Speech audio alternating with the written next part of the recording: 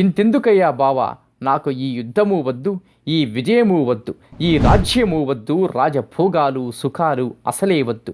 12 ఏళ్ళు అడవులలో ఉన్నాము, ఏం సుఖాలు అనుభవించాము చెప్పు కృష్ణ. ఈ యుద్ధం చేసి ఇంతమందిని చంపి మారణహోమం సృష్టించి రాజ్యాన్ని గెలుచుకుంటే ఒరిగేదేముంది? ఈ రాజభోగాల వలన, సుఖమయ జీవితం వలన ఏం ప్రయోజనం? ప్రయోజనం లేని పని చేయడం ఎందుకు? అసలు ఈ జీవితం ఎందుకు? అన్నీ వృథా. అర్జునుడు రాజ్యాలు సుఖాలు భోగాలు వీటితో కూడిన విలాసవంతమైన జీవితం ఏదో వీటి మీద వైరాగ్యం పుట్టి వద్దనడం లేదు. తన వారు తన బంధుమిత్రులు లేకుండా ఇవన్నీ ఎందుకు అంటున్నాడు అంటే, తన వారందరూ ఉంటే తన వారు తనకున్న రాజ్యము సంపదలు భోగభాగ్యాలు తాను అనుభవించడం చూస్తూ ఉంటే ఈ రాజ్యమే కాదు ఇంకా ఇతర రాజ్యాలు ఉన్నా ఇబ్బంది లేదు. కాబట్టి ఇక్కడ ఉన్న మూలం ఏమిటంటే, తన వారు లేని ఈ సుఖాలు భోగాలు సుఖజీవితం నాకు వద్దు అనే తాత్కాలిక వైరాగ్యంలో ఉన్నాడు అర్జునుడు. ఇది ప్రస్తుత అర్జునుడి మానసిక పరిస్థితి. ఇప్పటిదాకా కౌరవ సభలో జరిగిన అవమానానికి ప్రతీకారం తీర్చుకోవాలి, యుద్ధం చేయాలి, సర్వనాశనం చేయాలని ఊగిన అర్జునుడు ఎదురుగా ఉన్న తన వాళ్ళు కనపడేసరికి ఒక్కసారిగా మానసిక ఆందోళనకు గురి అయ్యాడు. 13 ఏళ్ళు రాజ్య సుఖాలకు దూరంగా ఉండి ఎప్పుడెప్పుడు యుద్ధం చేసి రాజ్యం గెలుచుకుని పూర్వ వైభవాలు అనుభవిద్దామా అని ఉవ్విల్లూరిన అర్జునుడు ఇప్పుడు తన వాళ్ళందరూ చస్తారు అనే ఆలోచన రాగానే ఆ రాజ్యభోగాలు తుచ్చంగా తోచాయి. దీనికంతా మనస్సే కారణం. ఒకప్పుడు కావాలి అనుకున్నది మరొకప్పుడు వద్దు అనిపిస్తుంది. ఒకప్పుడు ధర్మం మరొకప్పుడు అధర్మంగా తోస్తుంది. ఇదంతా సమస్యను తన కోణం నుండి చూడటం వలననే జరుగుతుంది. నేను యుద్ధం చేయాలి, నా చేతిలో వీళ్ళంతా చస్తారు అనే భావన రాగానే అర్జునుడి మనస్సు వికలమయ్యింది. వికలమైన మనస్సుకు అన్నీ విపరీతంగానే కనపడతాయి. ఇంకా ఇలా అంటున్నాడు అర్జునుడు, కృష్ణ, ఈ యుద్ధం ఎందుకు చేస్తున్నాను? ఎవరి కోసం చేస్తున్నాను? కేవలం నేను నా అన్నదమ్ముల సుఖపడాలని కాదు కదా. నా బంధువులు మిత్రులు ప్రజలు సుఖపడాలని కదా. ఆ బంధువులు మిత్రులు ప్రజలు నా పక్షాన శత్రువుల రూపంలో నా ఎదురుగా నిలబడి ఉన్నారు. ఒకరితో ఒకరు యుద్ధం చేసుకోవడానికి సిద్ధంగా ఉన్నారు. వీరంతా వారి వారి భార్యా బిడ్డల మీద, రాజ్యము మీద, సంపదల మీద, తుదకు ప్రాణముల మీద ఆశలు వదులుకొని చావడానికి సిద్ధపడి ఈ యుద్ధరంగంలో నిలబడి ఉన్నారు. వీరే కాదు, నా తాతలు తండ్రులు అన్నదమ్ములు పుత్రులు మామగారులు మేనమామలు మనుమలు బావలు బావమరుదులు ఇంకా అనేక మంది బంధుమిత్రులు ఇక్కడ వారి వారి రాజ్యములను సంపదలను వదులుకొని చివరకు చావడానికి సిద్ధపడి ఈ యుద్ధరంగంలో నిలబడి ఉన్నారు. యుద్ధమే కనుక జరిగితే వీరంతా మరణించడం తథ్యం. ఎవరూ లేకపోయిన తరువాత వీరందరి చితాభస్మంతో పేర్చిన భస్మ సింహాసనం మీద కూర్చొని నేను ఒక్కడినే రాజ్యం ఏలుకోవాలా? రాజ్యము అంటే ప్రజలు. ఆ ప్రజలే లేకపోయిన తరువాత ఇంకా రాజ్యం ఎక్కడిది?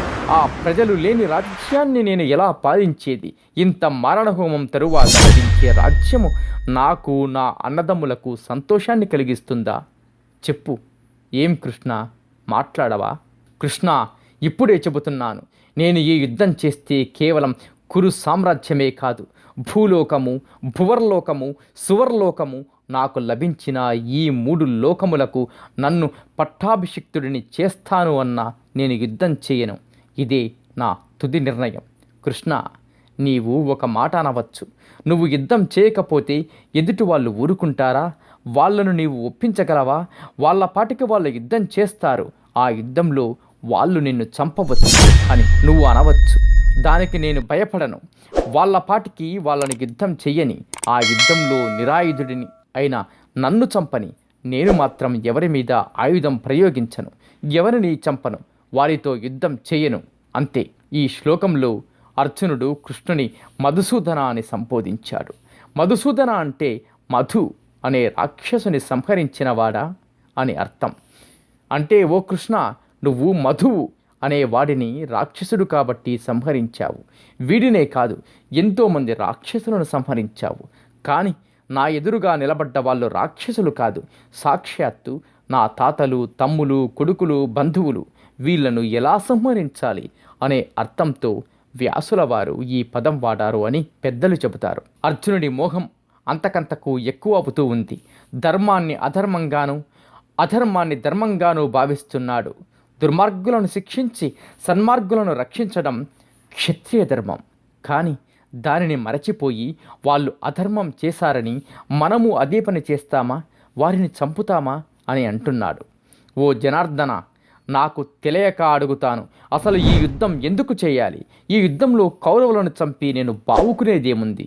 వీళ్ళను చంపితే మనకు సుఖం, ఆనందం కలుగుతుందా, లేక పుణ్యం వస్తుందా? కేవలం వీళ్ళ మీద ఉన్న పగ, ప్రతీకారం కోసం వీళ్ళను చంపాలా? వీళ్ళను చంపి ఆ పాపం మూటకట్టుకోవాలా? అది సరే. కౌరవులు దుర్మార్గులు, ఆకతాయిలు, ఎన్నో పాపాలు చేశారు. వాళ్ళు పాపాలు చేశారని మనం చేస్తామా? వాళ్ళు లక్క ఇంట్లో మమ్మల్ని ఉంచి తగలబెట్టారు. మా భార్యను బట్టలుడదీసి అవమానించారు. మా ధనాన్ని అపహరించారు. మా రాజ్యాన్ని అక్రమంగా లాక్కున్నారు. మమ్మల్ని శారీరకంగా, మానసికంగా హింసించారు. మాకు విషం పెట్టి చంపడానికి ప్రయత్నించారు. నిజమే, ఇవన్నీ చేశారు. వీటి వలన మాకు ఎంతో నష్టం, మనస్తాపం కలిగాయి. మాలో పగ, ప్రతీకారం ప్రజ్వరిల్లింది. అంతమాత్రం చేత వీళ్ళందరినీ చంపాలా? పాపం మూటగట్టుకోవాలా? ఈ పాపులను చంపితే మనకు పాపమే కానీ పుణ్యం రాదు కదా, ఏమంటావు అని కృష్ణుడిని నిలదీశాడు అర్జునుడు. అధర్మాన్ని అనతవలసిన క్షత్రియుడు పోనీ పాపం అంటున్నాడు. ఇది పిరికితనం లక్షణం. ఈ పిరికితనం అర్జునుడిలో ప్రవేశించింది. తాత్కాలికంగా తన క్షత్రియ ధర్మం మరిచిపోయేటట్టు చేసింది. ఆ రోజుల్లో ఆకతాయిలు అంటే 6 రకములైన నేరములు చేసిన వారిని కఠినంగా దండించాలి, లేకపోతే పాపము అని ధర్మశాస్త్రము చెబుతూ ఉంది. అర్జునుడు క్షత్రియుడు, ధర్మశాస్త్రమును అమలు చేయవలసిన వాడు, దుర్మార్గులను శిక్షించవలసిన వాడు.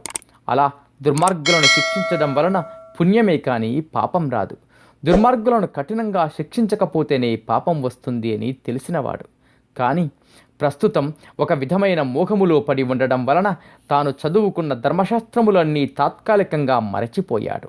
వాళ్ళు దుర్మార్గులు, ఆకతాయిలు అయినా వాళ్ళను చంపుతామా, చంపి పాపము మూటగట్టుకుంటామా అనే వితండవాదం చేస్తున్నాడు.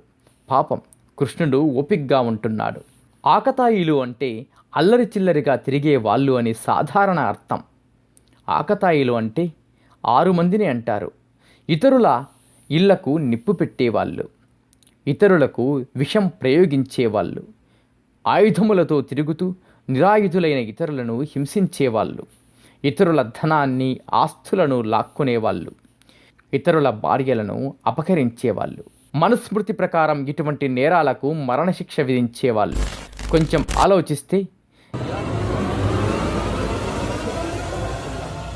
కాబట్టి ఓ మాధవ, కృష్ణ, నేను చెప్పేది ఏమిటంటే, ధృతరాష్ట్రుని కుమారులు నా సోదరులు, నాకు కావలసిన వాళ్ళు, నాకు దగ్గర బంధువులను, వీళ్లను చంపడం న్యాయమా చెప్పు?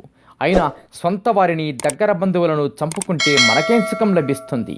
ఏ సుఖమైనా 10 మందితో పంచుకుంటేనే కదా సార్థకత. ఏమంటావు అని అన్నాడు అర్జునుడు. ఇక్కడ అర్జునుడు 2 సార్లు స్వజనం, స్వబాంధవాన్ అని వాడాడు. అంటే మొట్టమొదట స్వజనం అనే పదంతోనే మొదలెట్టాడు. ఇప్పుడు కూడా అదే పాట పాడుతున్నాడు.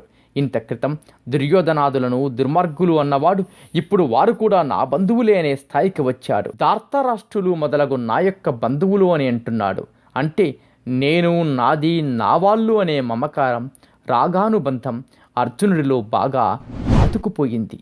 ఈ అహంకార మమకారాలే బంధహేతువులు. అవి ఉన్నంత వరకు మోక్ష మార్గం మనకు కనిపించదు.